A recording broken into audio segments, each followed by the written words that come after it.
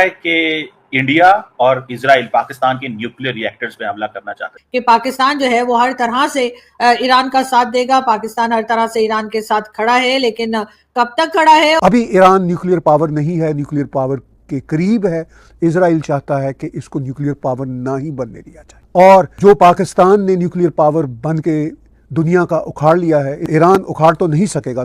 बड़ा फर्क है पाकिस्तान और ईरान में। डोनाल्ड ट्रंप साहब भी पिछले दिनों पाकिस्तान की जो लीडरशिप है उसकी तारीफें करते दिखाई दिए, और उन्होंने कहा कि जी बड़ी समझदार, बड़ी अच्छी लीडरशिप पाकिस्तान की है। और सबको ये बात बहुत अजीब लगी थी कि आखिर डोनाल्ड ट्रंप जो है वो पाकिस्तान की अचानक से तारीफ करते हुए क्यों दिखाई दिए। कब ये चाहता था इसराइल के पाकिस्तान की रिसर्च लेबोरेटरी पे हमला कर दिया जाए, और फिर इंडिया उस पर क्या किरदार अदा करना चाहता था, और फिर ये चीजें हुई कि इसराइल और इंडिया ये हमला क्यों ना कर सके। इसराइल जो है उसने इंडिया से कहा अगर इंडिया हेल्प करे इसराइल की जॉइंट अटैक में अगेंस्ट जो कोटा के अंदर, तो इजरायली जो फाइटर जेट्स हैं वो रिफ्यूल कर सकते हैं इंडिया के अंदर से, और वो पाकिस्तान के अंदर अटैक करते हैं। भारत जो है वो पाकिस्तान से मजबूत तरीके से अमेरिका के साथ खड़ा दिखाई देता है, लेकिन इस वक्त डोनाल्ड ट्रंप जो है वो तारीफ करते हुए दिखाई दे रहे हैं पाकिस्तान की लीडरशिप की। वेस्ट से हमें भी खतरे हैं, पाकिस्तान को भी एब्सोल्युटली खतरे हैं, लेकिन ईरान ने इनको हिला कर रख दिया है। मोहम्मद बिन सलमान, हिज एक्सीलेंसी हो, यूएई के लीडरशिप हो, वो सब ऑलमोस्ट अंदर पीछे से ऑन बोर्ड है नेतन्याहू के। वो सब समझते हैं कि हमारी प्रोग्रेस की राह में रुकावट है ये जो घटिया इस्लामिस्ट नेटवर्क, जहादी नेटवर्क, और जिसको ईरान सपोर्ट कर रहा था। ईरान को थोड़ा सा कंफ्यूज रखा गया है, और इस मारे पहली सर्जिकल स्ट्राइक में जो प्रिसीजन स्ट्राइक इजराइल ने किया है उसमें इजराइल को इतनी बड़ी कामयाबी मिली है। पाकिस्तान की अंदर मिलिट्री डिक्टेटर आए, सिविलियंस आए, एक चीज आई, पाकिस्तान के न्यूक्लियर प्रोग्राम पे किसी ने कॉम्प्रोमाइज नहीं किया। तो इजराइल ईरान वार के बीच बेंजामिन नेतन्याहू ने मोदी के पास फोन कर अपनी स्थिति स्पष्ट की है, और यह फोन आते ही पाकिस्तानी मीडिया के कान खड़े हो गए, और वो इस बात पर भय खा गए कि कहीं पाकिस्तान के खिलाफ इंडिया और इजराइल आपसी कोई तालमेल बैठाकर हमारे न्यूक्लियर प्लांट पर भी न हमला कर दे। तेहरान में हुए न्यूक्लियर पावर प्लांट पर हमले के बीच पाकिस्तान में डर का भय बैठ गया है, और वे इंडिया और इजराइल अभी भी एयर स्ट्राइक कर रहा है ईरान के ऊपर। बहुत खौफनाक एयर स्ट्राइक्स हुई अभी 12-14 घंटे पहले इजराइल की ईरान के ऊपर। वही बड़के हैं ईरान की जो पाकिस्तान की बड़के थी। पाकिस्तान एक न्यूक्लियर देश है, ईरान एक न्यूक्लियर देश बनना चाहता है। सुबह शाम मर्ग बर इजराइल, मर्ग बर अमेरिका, डाउन डाउन इजराइल के नारे लगाता रहता है, स्टुपनों की तरह ईरान का पूरा एस्टैब्लिशमेंट का माफिया। और हाल इनका ये है कि इनके बड़े बड़े लीडर मारे गए। जिस तरह की इजराइल ने प्रिसाइज स्ट्राइक्स की हैं उससे ईरान की बुली का बेड़ा गर्क हो गया। वैसी ही स्ट्राइक, जरा इससे बहुत कम लेवल की स्ट्राइक, भारत इससे भी ज़्यादा कर सकता था जितनी भारत ने की थी। 7 मई को और फिर 10 मई को भारत ने भी कुछ स्ट्राइक्स की, और उन स्ट्राइक्स ने पाकिस्तान की कमर तोड़ के रख दी। जवाब में पाकिस्तान ने क्या किया? बढ़के मारी, अमेरिका से कहा हमें बचाओ, और फिर कहा नहीं हम जीत गए, 1971 की वार का बदला ले लिया। वही माइंडसेट ईरान दोहरा रहा है, वही स्टूपिड जो पूरे का पूरा मंत्रा है वो इस वक्त ईरान दोहरा रहा है। अभी ईरान न्यूक्लियर पावर नहीं है, न्यूक्लियर पावर के करीब है। इजराइल चाहता है कि इसको न्यूक्लियर पावर ना ही बनने दिया जाए, और जो पाकिस्तान ने न्यूक्लियर पावर बन के दुनिया का उखाड़ लिया है, इजराइल भी उखाड़ तो नहीं सकेगा। माफ़ी चाहता हूँ, ईरान उखाड़ तो नहीं सकेगा, लेकिन इजराइल ने कहा कि इससे पहले ये न्यूक्लियर पावर बने इसको ही उखाड़ दिया जाए। बड़ा फ़र्क है पाकिस्तान और ईरान में। एक ये इंपॉर्टेंट एस्पेक्ट है। एक तो यह कि पाकिस्तान की बढ़कें होती हैं, ईरान की भी बढ़कें होती हैं, मगर ईरान कुछ एक्शन करने की थोड़ी बहुत सलाहियत भी रखता है। लेकिन इससे बड़ा फ़र्क पाकिस्तान की जनता और ईरानी जनता का है। ईरानी जनता मॉडर्न है जनरली, ठीक है। 1979 के ईरान के रेवोल्यूशन के बाद, मैं उसके बाद चंद बार ईरान गया हूँ और मैंने देखा है अपनी आंखों से ईरान का हाल। ईरान की जनता जनरली मॉडर्न प्रोग्रेसिव है।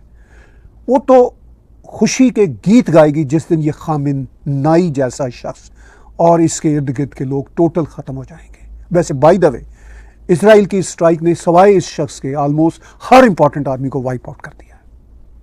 शर्म की बात है ईरान के लिए। नारे बढ़ के इनकी देख लें, वही जो नारे बढ़ के पाकिस्तान की है। हिला के रख दिया भारत ने पाकिस्तान को, और इससे कई लेवल आगे बढ़ के अब इजराइल ने हिला के रख दिया ईरान को। और मैं जिस फर्क की बात कर रहा हूं, ईरानी जनता जनरली बहुत मॉडर्न, अगरचे 1979 के उनके सो कॉल्ड रेवोल्यूशन के बाद एक रेग्रेसिव पार्ट ऑफ जनता भी उनका बन गया है, जो जाहिर है जिनके इंटरेस्ट हैं इस मुल्लायत की रजीम के साथ, जिसने ईरान को तबाह बर्बाद कर दिया। मगर पाकिस्तान की जनता, पाकिस्तान के एलीट, वो सब पाकिस्तानी जहादी माइंडसेट में ही रचे बसे। अगर जहादी माइंडसेट ना हो तो उनको हिंदुत्व से बड़ी तकलीफ रहती है। उनको तो छोड़िए, वो तो जाएं अपने नसीब का खाएं। मैं इससे ज्यादा सख्त लफ्ज़ पाकिस्तान के लिबरल्स और घटिया किस्म की जो उनकी मेंटालिटी है उनके लिए इस्तेमाल करना चाहता था, पर मैं रुक गया। They are not our cup of tea. लेकिन ईरान ने इनको हिला कर रख दिया है। नेतन्याहू के बारे में आप जितनी चाहे घटिया बातें कर लें, वेस्ट का मीडिया लगा रहता है सुबह शाम, मगर he is a man of clarity. ठीक है, उसके अपने पॉलिटिकल एम्बिशंस होते हैं और उसने अमेरिका को ऑन बोर्ड लेने की कोशिश की, हमेशा करता रहता है। अमेरिका उनके साथ ऑन बोर्ड रहता है। फिर अमेरिका को चूंकि अरबों से भी डॉलर लेने होते हैं, अभी वो $5 ट्रिलियन की प्लेजेस लेकर ट्रंप आया है। ट्रंप अनप्रेडिक्टेबल है, लेकिन अरब प्रेडिक्टेबल है। अरब जाहिर है अपनी पब्लिक कंजम्पशन के लिए कहेंगे कि जी इजराइल आप ये ना करो, लेकिन वो मर्ग पर इजराइल नहीं कहते। वो यही कहते हैं कि भाई आप जुल्म कर रहे हो, गजा पे छोड़ दो। इसलिए उनको अपनी जनता को थोड़ा सा अपना मुंह दिखाना होता है। अदरवाइज जो कुछ इजराइल कर रहा है, मैं आपको दावे से कहता हूँ, मोहम्मद बिन सलमान हिज एक्सीलेंसी हो, यूएई के लीडरशिप हो, वो सब ऑलमोस्ट अंदर पीछे से ऑन बोर्ड हैं नेतन्याहू के।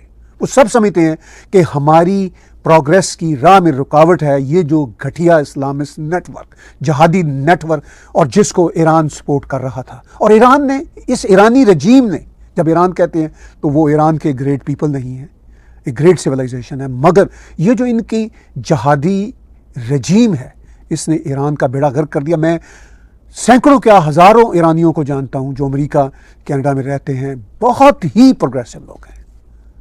बहुत फ़र्क है। अभी मैं पीछे बात कर रहा था, पाकिस्तानी जो एक घटिया मेंटालिटी है उससे इनका बहुत फ़र्क है। तो अब जंग कौन जीतेगा ये वाली? ऑफ कोर्स इजराइल जीतेगा, लेकिन इस पे मैं आगे चल के थोड़ी बात करूंगा कि कैसे जीतेगा। मैं चाहता हूं कि कल प्राइम मिनिस्टर नेतन्याहू ने जो एक इंपॉर्टेंट स्पीच की 7-7.5 मिनट की, वो अब जाहिर है जो वेस्टर्न मीडिया लेफ्ट लीन लोग हैं और ये जो इस्लामिस्ट हैं वो तो इसको अपने रंग में रंगेंगे। उसमें पॉलिटिकल एंगल्स भी हैं, वो हर पॉलिटिशियन के होते हैं, लेकिन उसमें बड़ी पते की बातें की हैं। राइजिंग लॉयन के नाम से ये ऑपरेशन है। अब दुनिया में ज़रा ऑपरेशन का नाम तरीके से पाकिस्तानी मीडिया में भय का माहौल बना है कि कहीं भारत और नेतन्याहू के बीच में ऐसी कोई साठगांठ न हो जाए जिसके पाकिस्तानी न्यूक्लियर प्लांट पर फिर से कोई हमले का प्लान इंडिया बना ले। इसको लेकर पाकिस्तानी मीडिया में इन दिनों भय का माहौल बना हुआ है और यह भी देखने वाली बात होगी कि आगे इस पर अभी ईरान में क्या क्या हो रहे हैं। पाकिस्तान वैसे भी खौफ खाकर बैठा है कि अचानक से अमेरिका ने हमारी लीडरशिप की तारीफ़ें के पुल बांधने लगे, ऐसा क्या कुछ हो गया। वैसे भारत और अमेरिका के बीच गहरे संबंध है जिसको लेकर पाकिस्तान हमेशा भय में रहता है, लेकिन अचानक से पाकिस्तान यानी डोनाल्ड ट्रंप के व्यवहार में हुए परिवर्तन को पाकिस्तानी सशंकित की नज़र से देख रहे हैं। वो भी भारत ने जिस तरीके से पाकिस्तान में घुसकर हमला किया और अभी कुछ ही दिन बीते हैं और इजराइल ने तेहरान में हुए न्यूक्लियर पावर प्लांट पर हमले के बीच पाकिस्तान को यह डर सता रहा है कि कहीं अरब मुल्कों यानी मुस्लिम राष्ट्रों पर इजराइल का जिस तरीके से व्यवहार दिख रहा है वह से पाकिस्तान खौफ में है कि कहीं हमारे भी न्यूक्लियर प्लांट को इजराइल अपना निशाना न बना ले और मोदी और नेतन्याहू के बीच में कोई साठगांठ न हो जाए। पाकिस्तानी भय खाकर मीडिया पर अनाप शनाप बक रहे हैं। या तो आने वाला समय बताएगा कि क्या कुछ होने वाला है। फिलहाल भारत ने अपनी स्थिति स्पष्ट कर दी है और पूरी तरीके से इजराइल के अपने पुराने मित्र के साथ खड़ा होता दिख रहा है।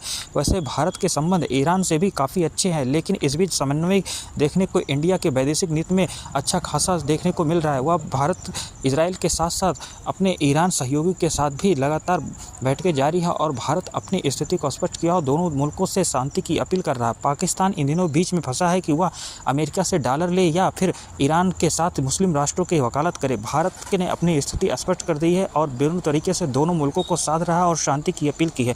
पाकिस्तान इन दिनों यह नहीं समझ पा रहा कि वह एक तरफ अमेरिका यानी IMF से डॉलर ले या फिर वो तेहरान के साथ खड़ा होता दिखे। भारत के ने अपनी पूरी तरीके से स्थिति को स्पष्ट कर दिया। दोस्तों, इस तरीके की ताज़ा अपडेट पाने के हमारे चैनल को लाइक और सब्सक्राइब करें। मिलते हैं नेक्स्ट अपडेट के साथ।